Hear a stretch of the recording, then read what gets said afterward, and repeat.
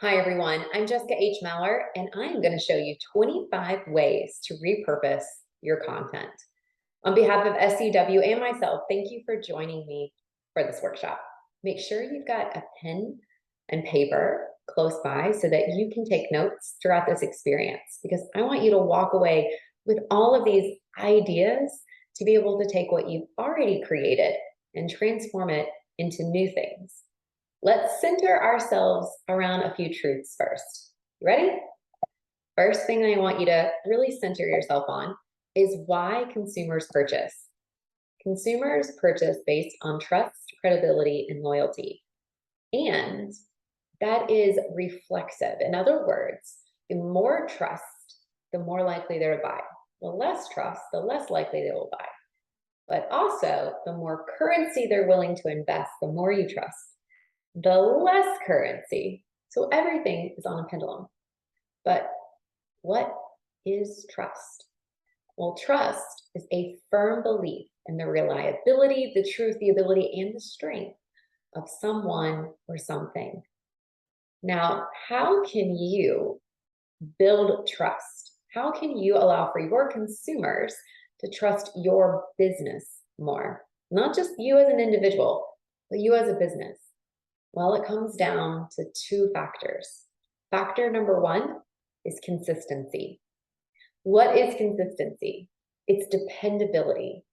Let's say, for example, that you went to a bakery for the first time ever and you got the most amazing carrot cake cupcake. But you went back a week later and you tried that exact cupcake at that exact bakery and it was not the same. Your trust would have been broken. Would you go back to that bakery again? And statistics show that you wouldn't. That once your trust has been broken in the consistency of an experience or a product, you will not go back to that product. So we as fitness professionals, we're always thinking, oh my gosh, I've got to recreate this. I've got to, change my class, change my training experience. But that is not what consumers want based on psychological tests. What they want is to trust in your consistency, to trust that the experience is going to be the same. Now, did you know that you're 84% more likely to purchase when referred by a friend? Why is that? Well, it's because we trust that friend. We've already built this relationship, this magical trust with that person. And we therefore can piggyback the trust in which they have on something else. So, for example, if your best friend came to you and said, this is the best massage therapist, you would believe her and you would probably go to that massage therapist. Whereas if you just saw it on a billboard from a stranger, you're less likely to trust that billboard from the stranger than you are your friend telling you this is the best, them telling you this is the best. You're going to go with the trusted one. That's who you have loyalty and trust built up with already. That's who you're going to inherently also trust. The reason why things like Yelp and Google Business work so well. It's a reason why you can leave reviews on social media, because people trust like-minded, similar individuals. In fact, marketers who make dependability a cornerstone of brand strategy are 3 times more likely to win customer trust. And trust is relative to how much they buy from you. So we know that within our business, we need to firmly establish consistency in order to help win over customers. That builds trust. But go back to that statement again. Customers purchase based on trust, credibility, and loyalty. What is credibility? Well, credibility is the quality or a power of inspiring belief. In other words, they fully are invested that you are the expert in whatever you say you're the expert in. And they think, as consumers, that you can answer the questions that they have. They want somebody who can be the expert to take them where they want to go on their journey. So how can you show them that you're a credible expert? You can answer their pain points. What are their pain points? It's things they're Googling. It's what they're asking their sister and their mom about. It's what they're looking for reviews for. Those are their pain points.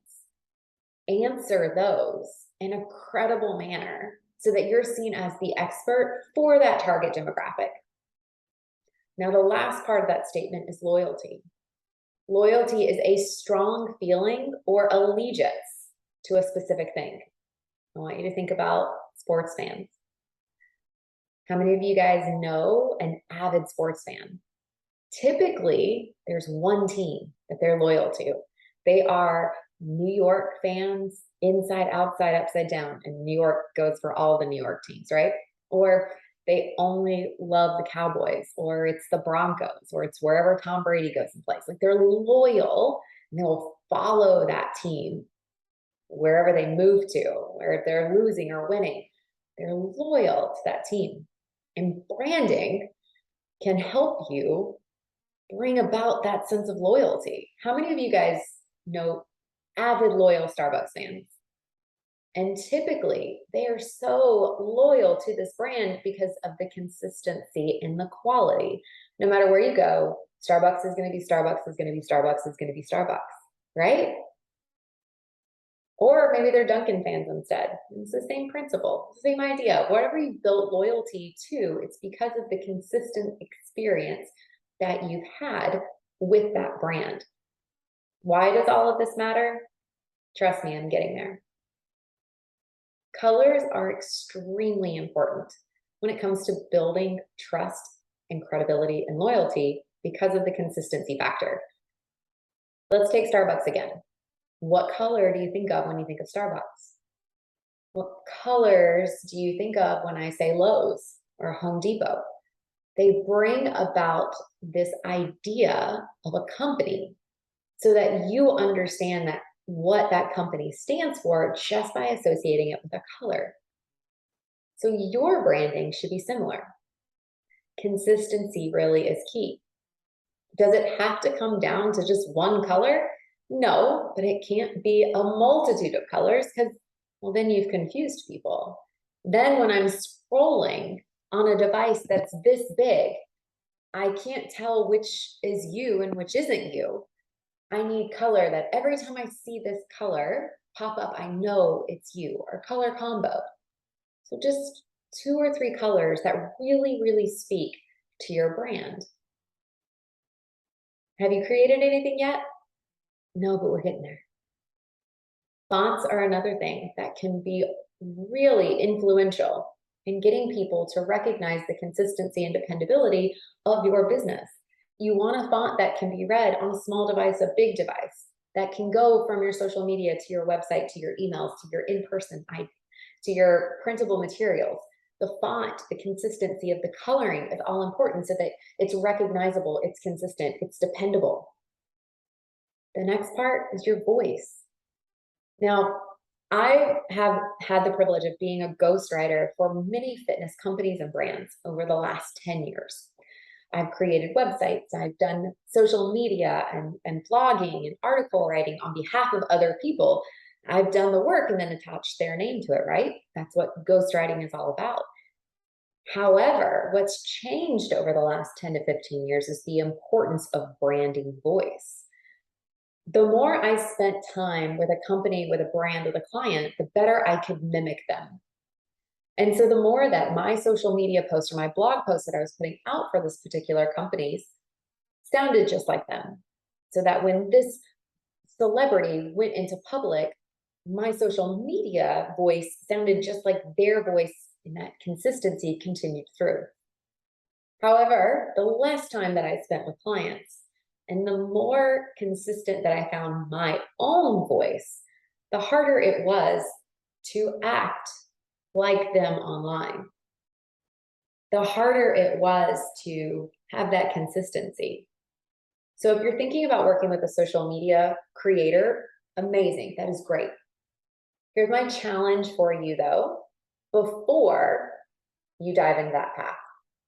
Come up with 5 adjectives that describe you, that describe your business. Give that to your social media marketer because those adjectives need to be the same on social media, digital communication, and direct communication. Why? Consistency. Consistency and trust.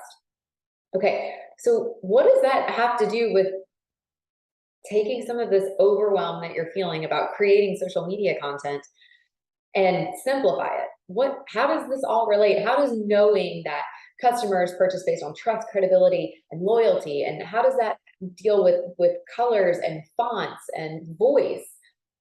Well, the reason why is because you are going to learn how to recycle, reuse, reduce, and repurpose your content. In fact, in 25 different ways. Because here's the thing. If you created something once and it was magical, guess what? It's going to be magical again. And if you're continuing to grow your brand strategy and you're bringing more attention and eyes onto what you're putting out into the world, then these new people need to experience the magic that you created last summer and last year. Now, let me ask you something. Do you remember what you posted on social media last summer?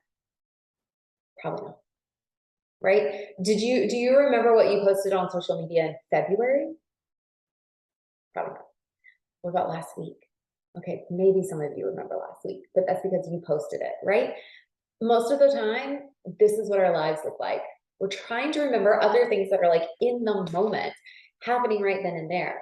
And when we see things on social media, while we sometimes will remember it, it does not stay. It's kind of just like in one ear, out the other, because we're so focused on our daily lives. But it's not just us. This isn't reflective of just us as fitness professionals. Guess what? This is human nature. This is what your clients are going through too. So if you think, oh, I can't repost this recipe that I posted last September, you're wrong, because they don't remember it.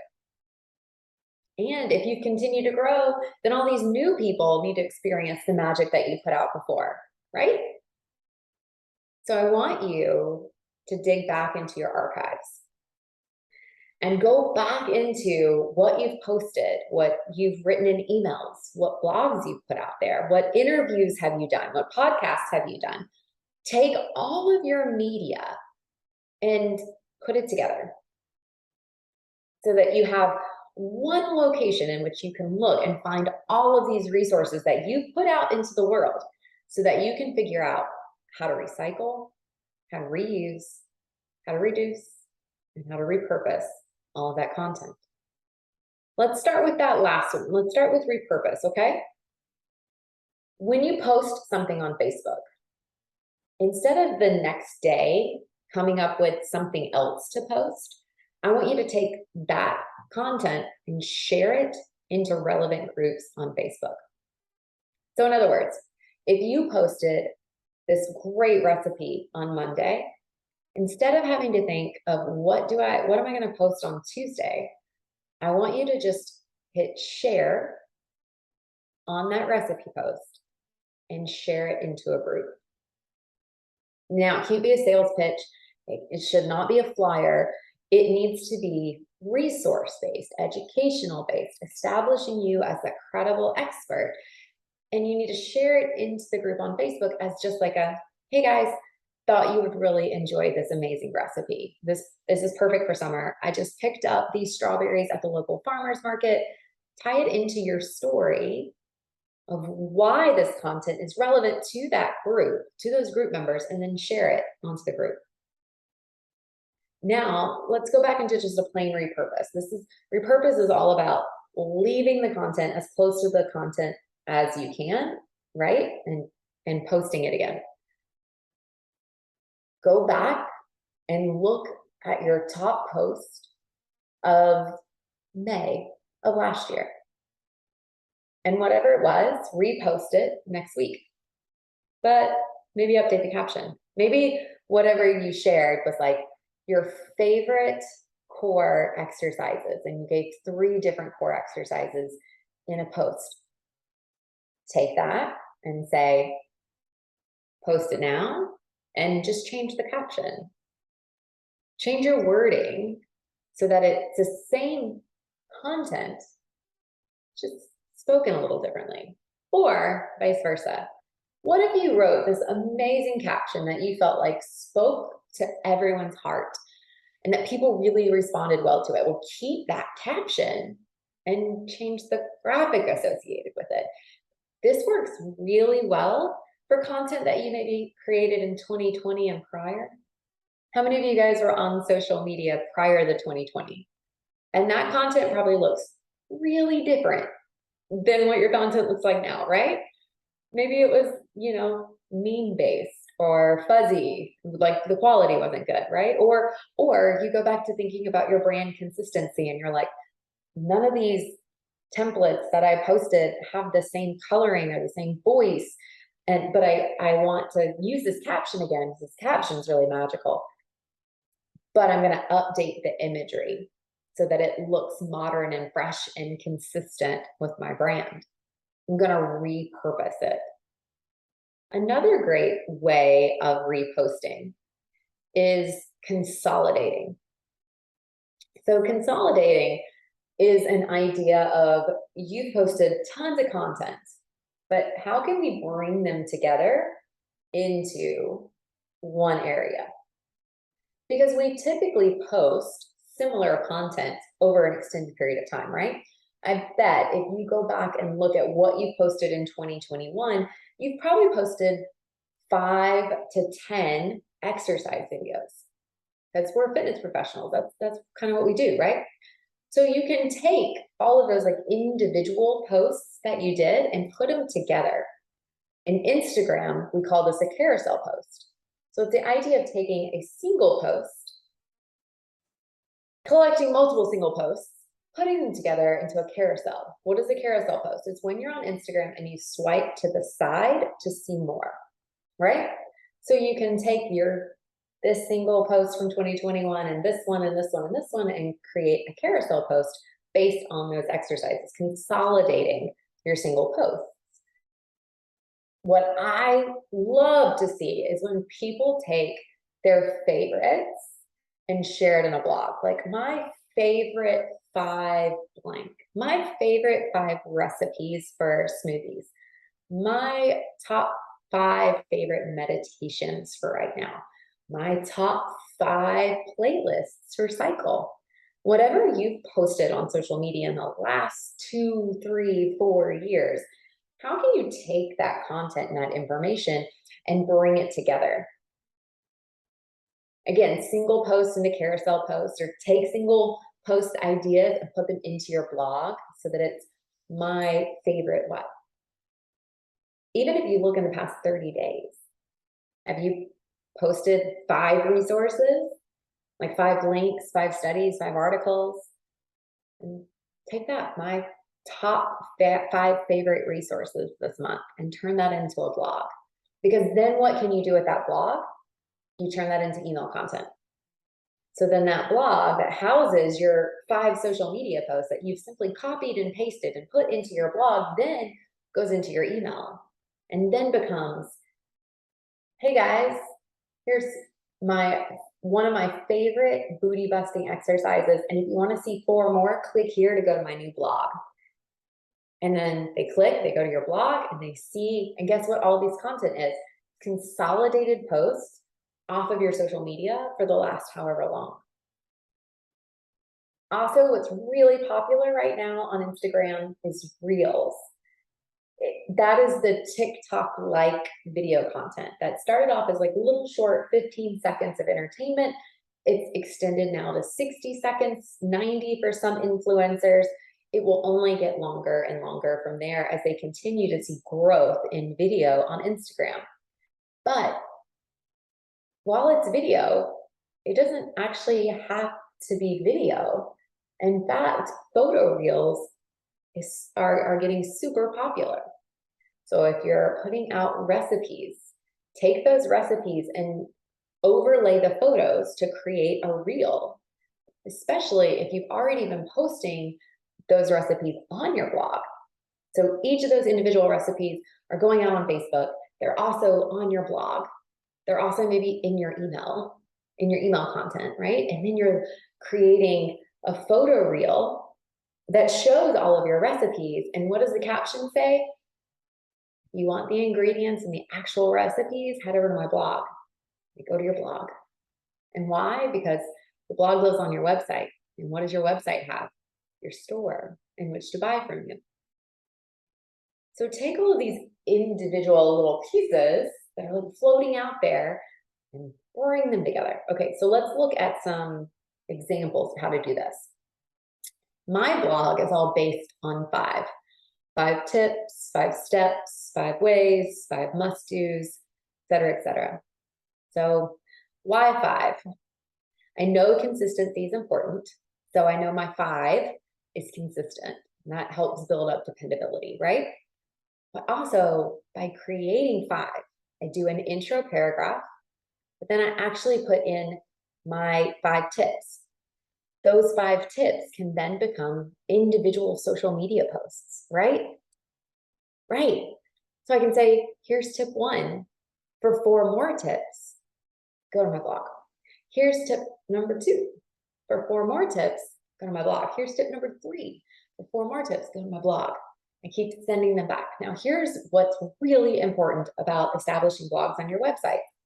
You've got to be able to knit in sales pitches, which is what this screen is showing you here. These were 5 ways to avoid burnout. But notice number 3. Number 3 gives you my tip. Here's my tip, examine your goals. But notice the second paragraph. Not sure how to do this? Let me help you. Now, this isn't a sales pitch for any of my programs or workshops or anything. I just wanted to show you how I knitted in my program into my blog so that I'm using my 5-step blog, my 5 individual social media posts to get people to come back here. Why? Because then they can assess and see this. Now, you can also take this idea of single individual posts and say, okay, instead of singles, I do want to create that carousel style post on Instagram. So you can easily say, okay, what's the point of your blog? Give your 3 tips on social so that it makes a carousel. Tell them that there are 2 more tips over on your blog. And then feel free to put in an additional carousel post that is your direct sale if you want. Now, I tested this theory with myself and multiple clients over the past 5 years on social, doing it in a carousel manner. And the statistics are pretty split when it comes to the fitness industry of whether or not that direct purchase add-on is relevant. In the last 6 months, it's been heavily swinging toward the irrelevant area, heavily swinging that way. Whereas in the past 5 years, it was kind of split. Now it's saying you don't even need to put that direct call to action. You just need to get them over to the site. And that's the most important part. But notice that each of these can individually be single posts. I just put them together, consolidated it so that you can see it in a visual manner.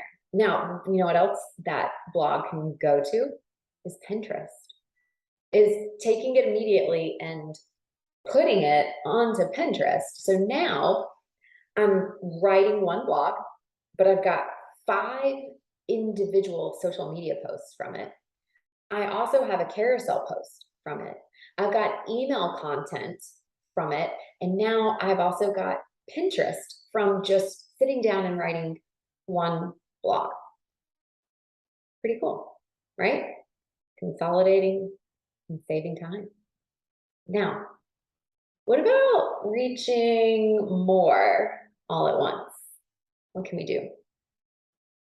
I bet if you go back and you assess your blogs, your email content, and your social media, that you could probably find something like 6 very similar posts, and maybe you make a private group for a 6-day challenge.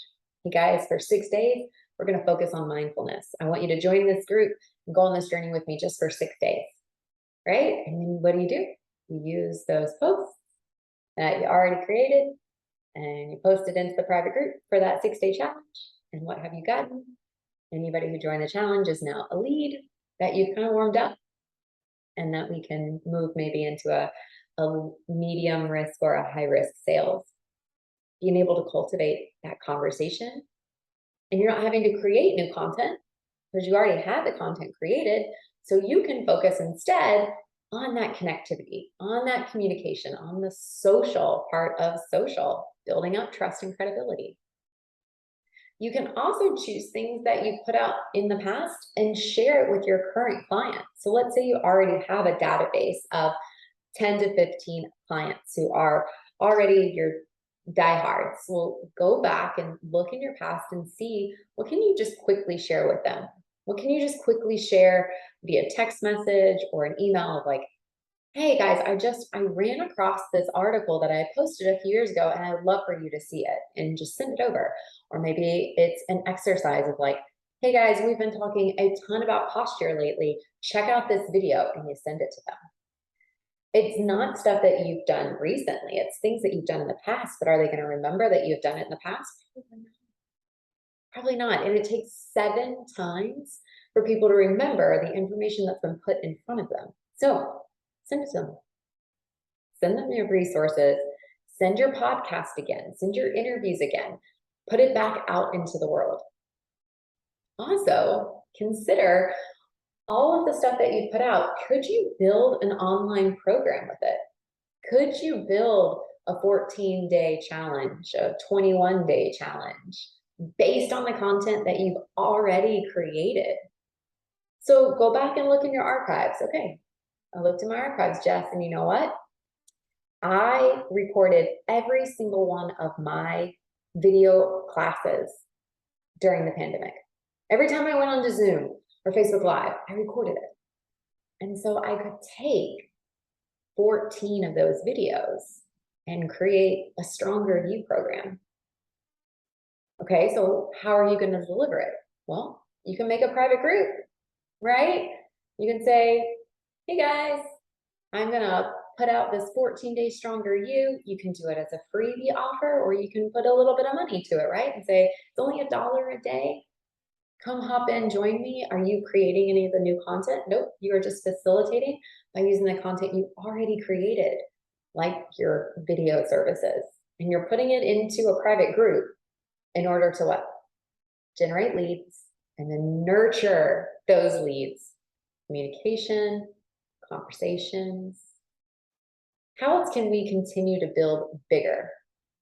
Think about free downloadable enticements. What do I mean by that? Well, sometimes that's called like a lead gen, or it's called an opt-in or light box or a drip campaign, called so many different things. But what is it? It's an exchange of I give you content, you give me your email address so that I can keep contacting you. So how can we take what you've already put out on social or you've already recorded and use it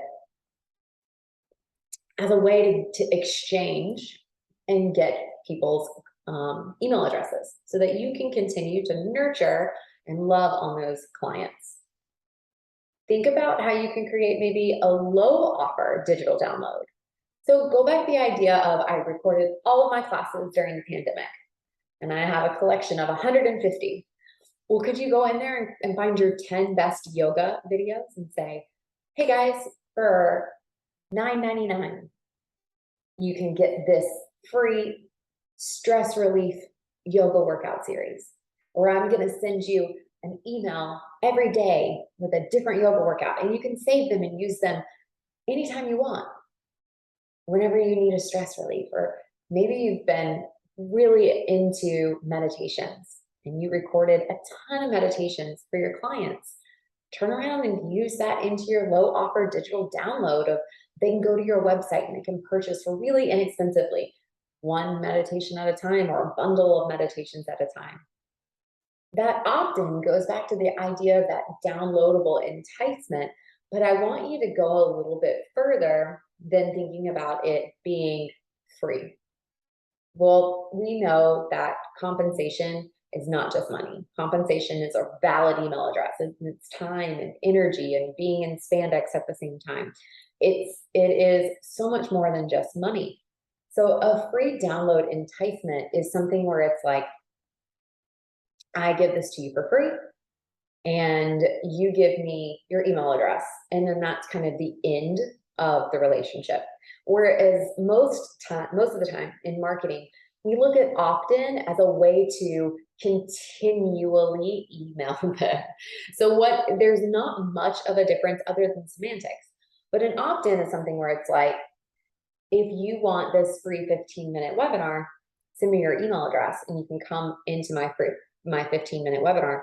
And then every 4 to 5 days, I'm going to keep reaching out to you, giving you information, nurturing you, and asking every once in a while, knitting in that sales pitch so that you want to come be my client. With an opt-in, it's one of those things where you want to set it and run. Because you don't want to get into this world where you're having to think about creating social media content and email content, and you get into this content overload and you're like, oh, it's just so much. So I want you to think about your opt-in or your drip campaign as like that continual conversation that you set up now. That you go back and you look at all of your content now and you think, okay, how can I let's say that they do opt in and they want my 15-minute webinar on how to clean out your kitchen pantry. And then 4 days later, I'm going to be like, did you clean out your pantry yet? Awesome. Go buy these 4 staples that I recommend in my blog. And then they click and they go to the blog, right? And then 4 days later, you're like, I hope that you cleaned out your kitchen and you've got your staples. Now here's an amazing recipe that utilizes those ingredients that you've maybe posted on social media, and you share that in the email. And then 4 days after that, maybe that's your direct sale of, I hope that you have cleaned out your pantry. I hope that you've bought these new staples. You've tried a good recipe. If you haven't gotten started or you have more questions, maybe it's time to meet one-on-one, right? Answering their pain point. If you haven't had time to do this, and scheduling time with me would make this so much more advantageous for you. And then 4 days after that, you get, okay, here are my 4 favorite smoothies. What is it? The blog post. And then down the road from there, so on and so forth. And it's not that you're having to sit and create all these at one time. It's it's not like you have to sit down and create these individually each week and have to remember it. You're instead sitting down and creating them as many as you can in one sitting, using all of the resources that are floating out there in the universe, bringing them together, consolidating them together, creating this opt-in drip campaign that is the continual conversation that continues to nurture and cultivate them without you having to nurture and cultivate them, right? So that you can focus more on direct communications, actually having conversations with people instead of just talking at people. Okay, I told you I was going to give you some examples. Here's another example for you. So my enticement offer is, well, it changes every month, to be honest with you. And so it used to be that I would send 5 tips for moving forward in your career. So need a career jumpstart, like you feel stuck, put in your email address and your name and you'll get moving. Now, what do you think those 5 tips were? They were already on my blog, right? They were already written in my blog 6 months prior to me putting this opt-in, this enticement. So they exchange emails with me. They get this blog that I already wrote, it's already on my website, emailed directly to them. And then every 4 to 5 days, I continue that nurture. But I'm not actually writing emails every 4 days. I sat down in a week and I cultivated this entire process so that I could be hands-off. And I used podcasts that I had been on, SCW webinars that I had been on, other resources that helped establish my credibility to help them move forward in their career. But I actually wasn't constantly creating content. I did it once, let it run.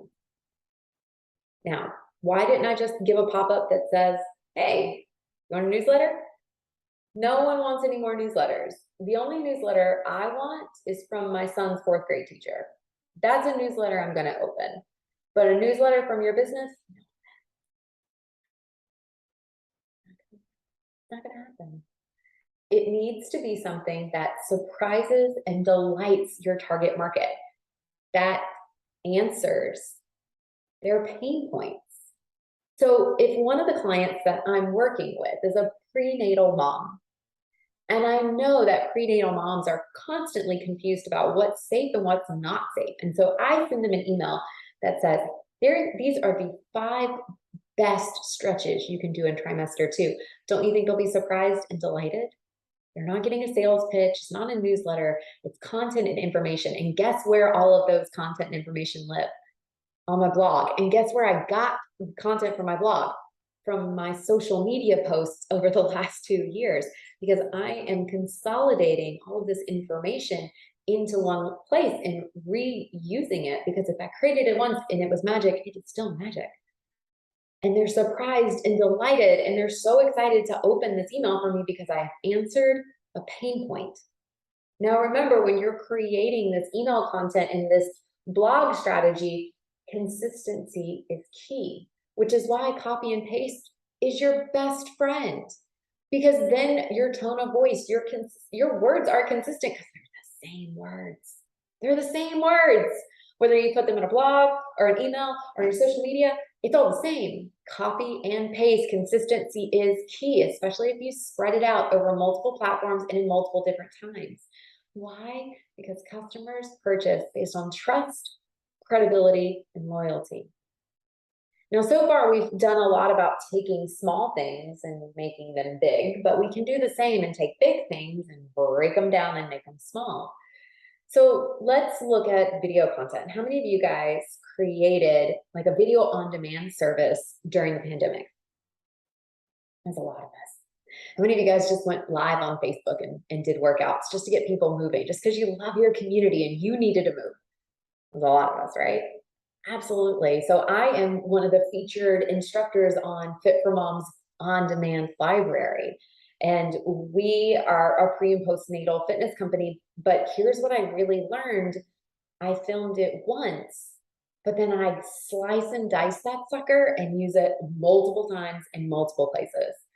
So here are some ideas that we have used. And I'm not, there's no sales pitch whatsoever. I just want you to get ideas from people that have actually done this work.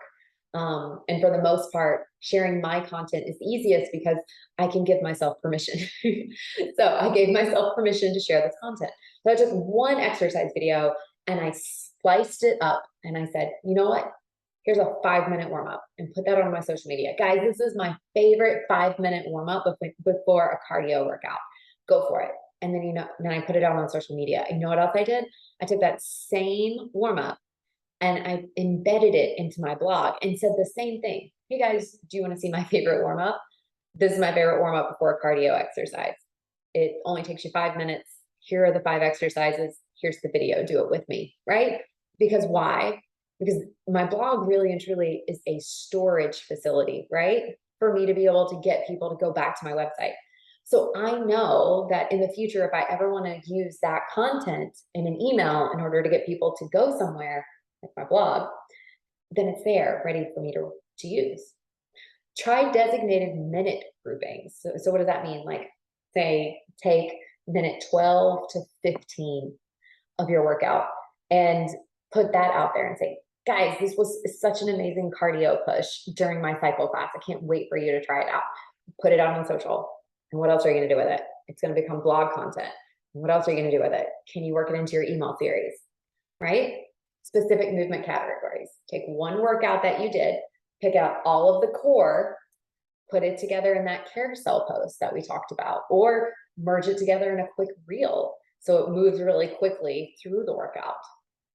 Did you refilm anything? No. You just redesigned how the video content was based. And then feel free to turn it into a mini workout. This works great for intervals. So if you're teaching an interval-based class that does something like cardio, strength, core, and stretch, right? Then take that section of cardio, strength, core, and stretch, cut it. Hey guys, this is my favorite interval right now. If you've only got 5 minutes to work out, you've got to try this. You can do it anywhere, anytime. Put it out on social media. Where else are you gonna put it? Put it up on your blog and put it out on your email. That way, you can always come back, refer to it, and send people to it, right? So you've taken one video and you've been able to slice and dice it up in 4 different ways, which gets people to consistently see the same branding, same voice. It's in multiple locations, so you can go back and reference it no matter where you were. Pretty cool. All right, let's go into media. Being able to take big things. So before we talked about in your blog, taking small individual posts and consolidating them together, right? Okay, so what if we had a program? Let's go into a transformational program. And there are 3 different aspects of our transformational program. There's, let's say, movement and munch, food, and meditation or mindfulness, whichever M you want to use. So I'm going to say, guys, this is my current favorite movement, my current favorite munch, and my current favorite meditation. So I've taken my 3 buckets that were in my big transformational program, and I've isolated little tidbits of it, and I've put it into my blog. Now, what am I going to do with those 3 currents? I'm going to take movement, put it on my website, and say, if you want to see what my favorite munch and meditation are, you got to go to the blog. And then I'm going to do the same with munch and say, if you want to see movement meditation, go to the blog. And then 3 months later, I'm going to do the same with meditation. See my favorite meditation? Blog. And I've now stretched this one little aspect of my big 8-week program into a blog, into 3 individual social media posts. Maybe it's 4. And I take those 3 individual and I put them together and I make a carousel post or a photo reel or an actual reel of me telling you what these 3 things are. A lot of people get worried about the idea when someone says on demand. They think, oh, on demand is something I could never do, right? It's too much technology. There's a lot of truth to some of that. But for the most part, on demand is not new. Jane Fonda will tell us that on-demand fitness is not new. And it doesn't have to be fancy and live on multiple platforms. It can be super simple. It can be as simple as a private Facebook group where all of your video content lives. It could be as simple as a password protected area on your website where all of your videos live. It doesn't have to be complex. It can be simple. And it can be the content that you already have taught live and you have accumulated over the last 2 years, and you put it together and sell it for a membership of something that's residual income for you, of a low barrier, low entry, low cost, and they get access to all of these videos from you, but you're not having to film the videos because you already did. Let's look big too, all right? So let's stay with this idea of a big 8-week transformational program. And we can take tidbits of it, right, and put it into our blog, but we can also take tidbits of it and put it into email. So if you put out this 8-week transformational program, and let's say that you're communicating with your clients and you wrote this amazing email about the benefits of listening to your body, and you're like, this is really good stuff. I just wrote it on a Sunday morning to a client who was having issues, but man, that is gold. What do? Send that out to an email to your whole database of, I was just talking to a client. They were really having struggles with A, B, and C. And I thought, you know what? I know a lot of you are probably also dealing, and I just wanted to share something from my heart to you guys about this problem. And you just put it out into the world. And where did it stem from? It stemmed from your 8-week program where you brought just one aspect of it out and put it into the world. Now, keep in mind too, if you have this really big 8-week program or whatever your big thing is, right? Your big high ticket item, you have this 8-week program, maybe you offer parts of it in your opt-in or in your drip campaign. So go back, right? We talked about I'm giving you content in exchange, that enticement, and then the opt-in being the continual follow-up. And sometimes that opt-in is called a drip campaign. Well, can you weave in like your week 1 content from your 8-week transformational program into your opt-in series? So that it's like, here's a sneak peek into my 8-week program. Here's week 1, or if you have that on-demand catalog, like here's one workout from an on-demand catalog. Did you know that I have 30 other videos in this on-demand catalog, and you can get access to it for only $15.99 or $21.99 or whatever your pricing is based on your target demographic? Giving them tidbits of like little pieces, little tastes of these really big programs. Give them a little taste in a lot of different areas in your blog, in your email content that you're just sending out, in your opt-in nurture series, however you want to look at it, but repurposing it. Now, taking big things and still thinking about consolidating them down is looking at things that you've put out before and figuring out how you can put together a movement carousel. Okay, so let's go back to our idea. We've got this big video-based workout. We've done this workout. We've done a series of workouts.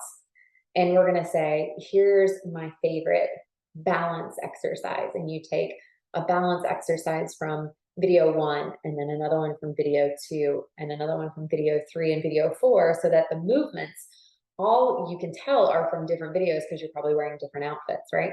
So, or different clothes. So you've got, 1, 2, 3, and 4, they look very different. So it gives your clients, lets them know that it didn't come from just one video, it came from a bunch of different videos and you just consolidated them together. Another way to do it is, instead of it being video based, it can be screenshot based. So you can pull up the video on your screen and take a screenshot of like your core exercise here and a core exercise here and a core exercise here, and then link them together so people can scroll or they see the whole bucket on Facebook.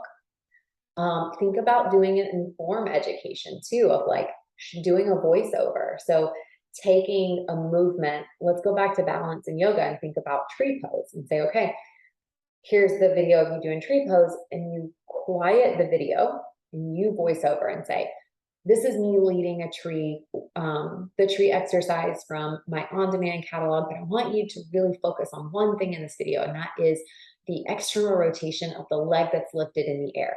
Notice that my knee's pointing out to the side, and talk them through that form education, but you're not having to film anything. It's already been filmed. You're just doing voiceover work at that point. And then consider making reels out of your content. Reels are super hot right now. I hope you're watching this in a timely manner and it hasn't gone corrupt yet, but the reels are super popular. And so you can take video content from your on-demand library or videos that you film for clients and create reels out of that content, so that you are, again, like taking something big and breaking it down into small. So let's look at some of these. When the pandemic hit, I, like many other people, went to teaching online. But the interesting thing about it was I had already been doing that for, as you can tell from all the different hairstyles, for a little while. And I was able to go back and use the content I had filmed prior to the pandemic to facilitate more content during the pandemic. And in doing so, I quickly realized like I could put out the videos again, but I could also use the idea of screenshots, or I could put together reels. I could take little individual snippets out of my big catalogs and create content that was digestible and that people would easily use as a way to go check things out or go see more of. So I started doing things like speeding up my workouts and making them really fast video clips, and then saying, if you want to see this full out or you want to do this with me, head over to my blog. And then my blog would actually have the video in its entirety. And then, okay, do you want to purchase this workout? Here's how you gain access to it. So everything was kind of a lead through using content that I had created over the years. But here's where the magic really hit for me. This is my son's age. My kid does not look like this anymore. It's crazy to think what 2 years does. Oh my gosh. So when the pandemic first hit, I was going crazy like everyone else and was like, I can't go out and teach. I'm in my home-based studio, as you see here, This was my basement that we converted over into a workout facility or filming studio for my job purposes, my career. And just like I was going crazy, I knew other moms out there were going just as crazy, and that we needed a way to like move ourselves, but also our kids who were no longer in school and not getting PE and recess and seeing other kids. So Sage and I went into the basement and we started doing these 10 to 15-minute mommy and me workouts together. We did ones that were like based on chalk lines. So we took a chalk line and drew it across the floor and did a bunch of exercises. We did things with stuffies, with like stuffed animals. There was one time where he just was not having it. And I convinced him to get his favorite stuffy, which is Ducky and pajamas. And I got my pajamas on and we did a stretch, a before bedtime type stretch routine. Like I was trying to just incorporate as much fun as I could because I knew that he needed it, I needed it, and my target audience needed it. And these were the most popular things I posted in 2020.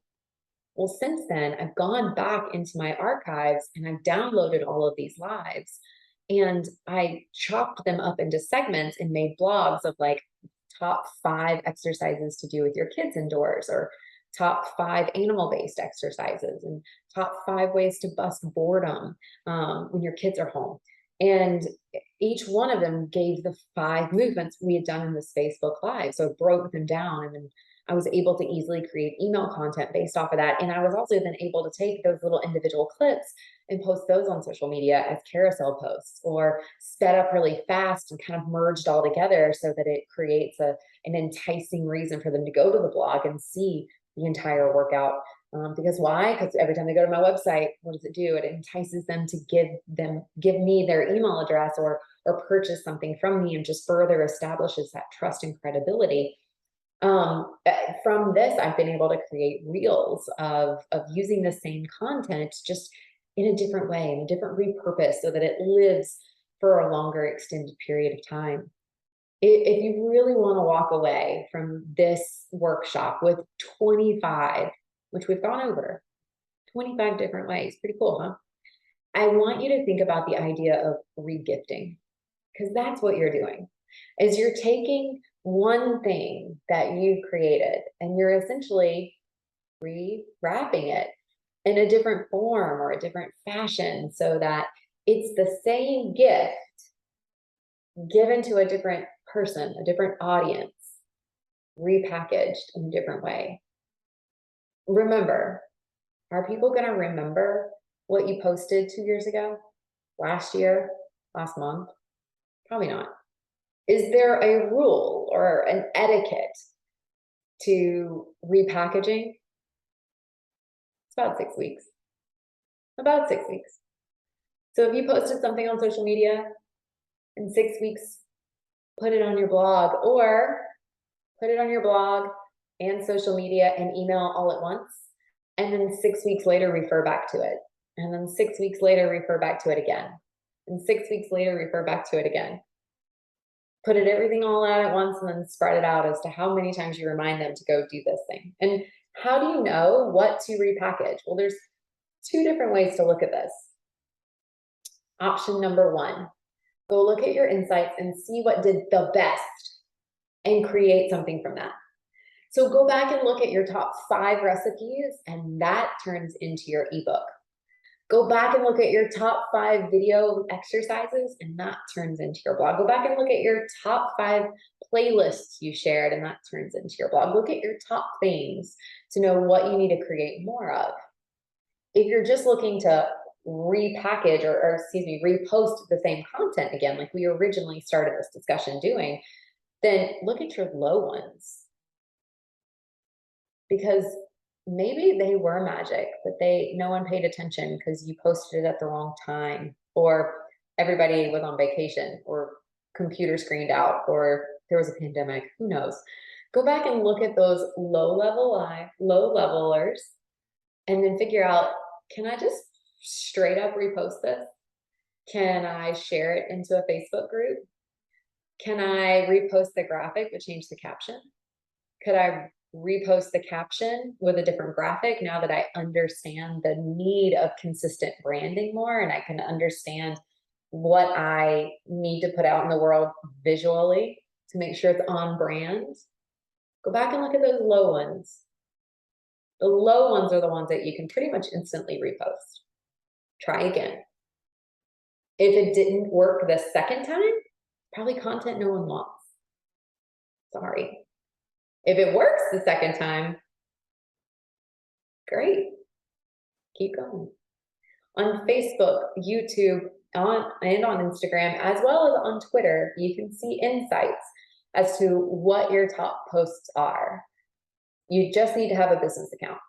If you don't have a business account on those platforms, I recommend that you get one, because these insights can be absolutely vital to your marketing, to making sure that you're creating content that people want to digest, ingest, and use. Business accounts can be a bit of a pain, but they're worth it with all of the information and knowledge you get. The other amazing thing about going back and looking at all of your blogs and news articles and podcasts and social media and anything you've been a part of is that it can always give you your next idea. So not only are you consolidating and bringing all of these ideas together or breaking them apart, but it's also a way that it can ignite your own creativity of being like, you know what? I absolutely should create a 4-week program. I should create a 21-day challenge because I have all this content already, and it sparks that aspect of you who wants to serve and make your client better. So go back and like I started off saying in the beginning of this, collect all of it from everywhere, put it together so that you can recycle it, reuse it, reduce it, repurpose it in meaningful ways. Now, I gotta add on. Do you bake one cupcake at a time? Tell the truth. And the reason why is because it takes so much time, effort, and energy to bake that you'll want to do multiples at once so that you can enjoy it multiple times. Creativity and ideas work in the same way. To go into a project takes about 30 seconds. Now, it takes 30 seconds for your brain to say, oh, we're creating this email now.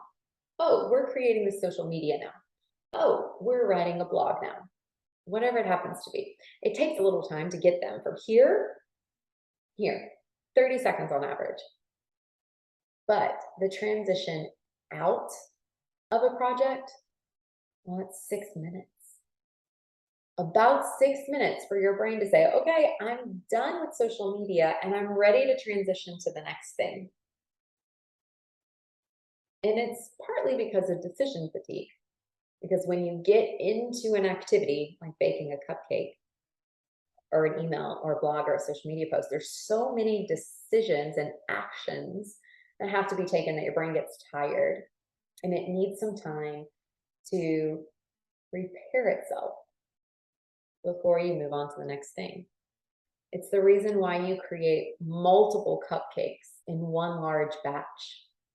It's the reason that we tell our clients to do all of their workout in one clump. We don't say, go do one set of chest, and then 5 hours later, go do another set of chest, and then tomorrow, go do another set of chest. We don't see the consistency build, right?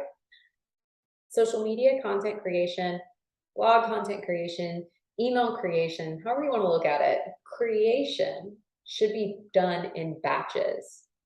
Now, that's not to say that you're going to sit down and create 12 emails for Mondays all in a row, but you might. Maybe that is your way of thinking and processing and creating. Maybe instead of it being 12 Mondays, you're like, you know what? I'm just going to knock out a whole month of social. I'm going to post Monday, Wednesdays, and Fridays. I need 15 posts. Done. My month is ready to roll. And then I don't have to worry about creating social media posts because I've already created it. I've stored it. Because you know, if you bake one cupcake and you leave that one cupcake out, what happens? Well, it disappears. Okay, then if you create a batch of cupcakes and you leave them out on the counter, what happens? They still disappear, right? They walk off, they leave, they end up in people's bellies. Your social media content will be the same. So if you sit down and you create your month or your next week or the next 12 Mondays, however you think about batch creation, you need a place to store it. I personally love using a service called Trello, Trello. Trello will help you store your content so that you can go back and say, hey, I want to go back and look at all of the recipes I've ever posted. They're all stored on Trello. Hey, I want to go back and look at all of the partner posts or blog posts or blogs or podcasts or whatever it is. They're all listed in one place. It's easy for you to have consolidated all of that content, and you can easily go back and reuse it. Batch creation saves you time, keeps your brain into one specific item so that you're not having to lose those 6 minutes every time you transition in and out. And then storing it allows for you to easily find it in the future. Here's another great way of looking at it. If I told you that sometime in January, you sat down and worked on your business, could you go back and find that content? Probably not. Because are you going to remember the exact day that you created your 12 Monday social media posts? So store it off your phone, store it off of Canva, store it somewhere where it's easily accessible.